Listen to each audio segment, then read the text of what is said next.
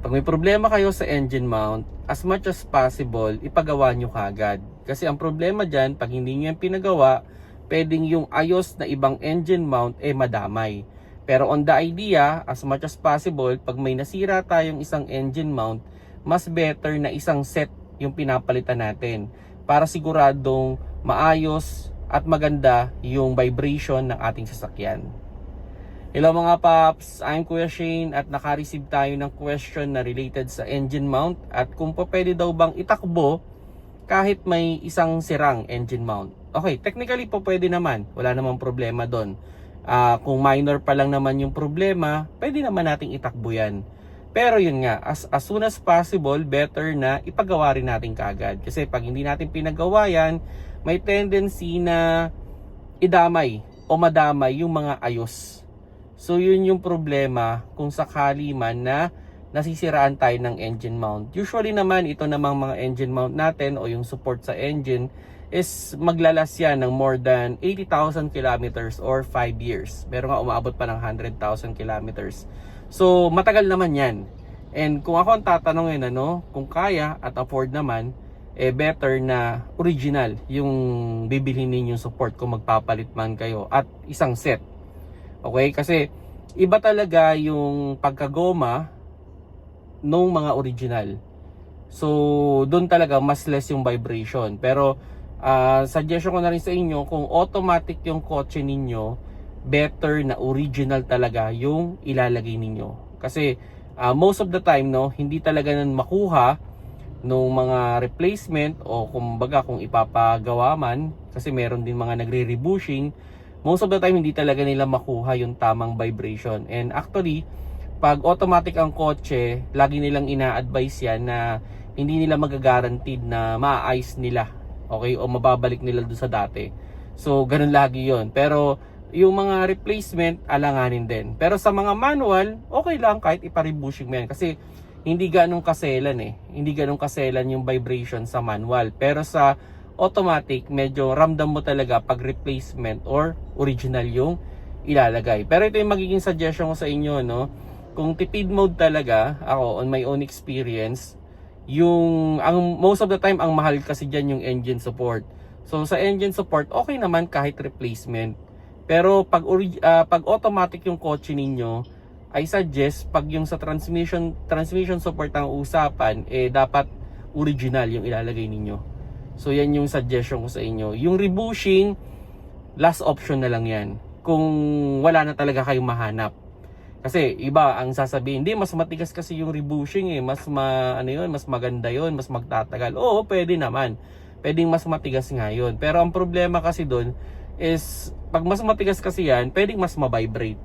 So yan yung scenario, And on my own experience naman, halimbawa naman sa mga replacement naman, dahil hindi nga nila makuha yung tamang goma, yung lambot, yung tigas.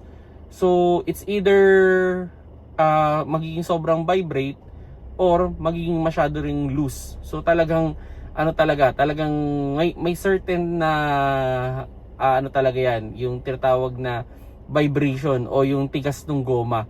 So yun yung hindi makuhang formula, parang ganon.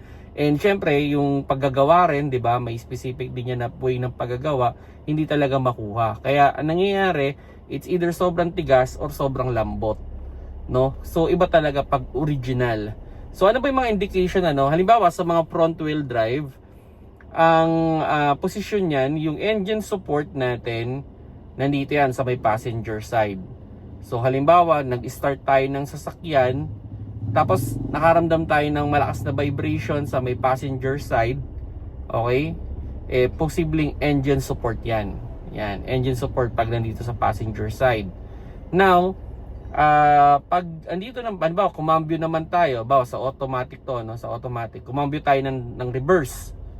Pag nagkaroon ng vibration, tapos nilagay natin sa neutral na wala yung vibration, then nilagay natin sa drive, bumalik yung vibration, posible naman yan dito sa transmission support. Yung support naman na nandito sa my driver side. Then, yung sa center naman, okay, sa center naman, halimbawa nagpapa-atras abante tayo, halimbawa mag-U-turn tayo sa isang kalsada, atras abante, yun.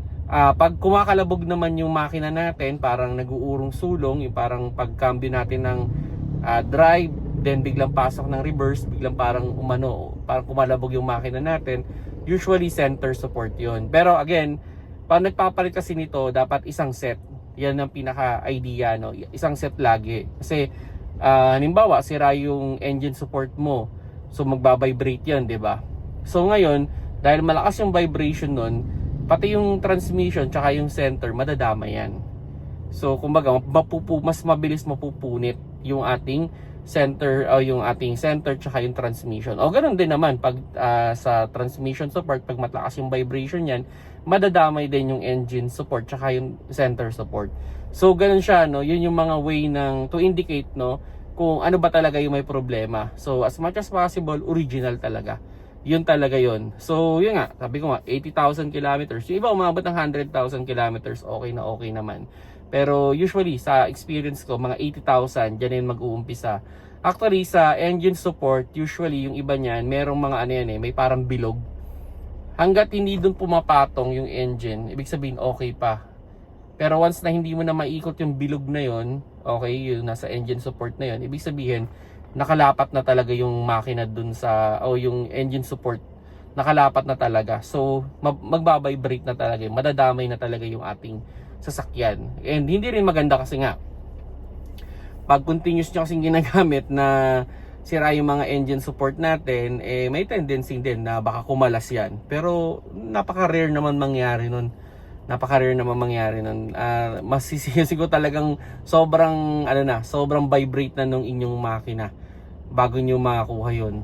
So, ganun lang yung pinaka-idea mga paps, no, kung sakali man na magkaroon kayo ng problema sa engine mount. Hindi naman agad-agad yan magkakaproblema. Actually, dahan-dahan nyo yan mararamdaman.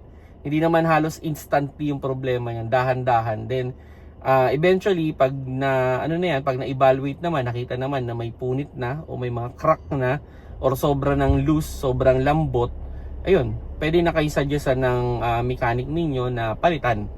Okay? So, sa akin, ang diskarte ko dyan, usually, halimbawa sa mga previous car ko, ang diskarte ko dyan, kasi sa akin yung kotse ko before, mahal yung engine support, nasa 8,000.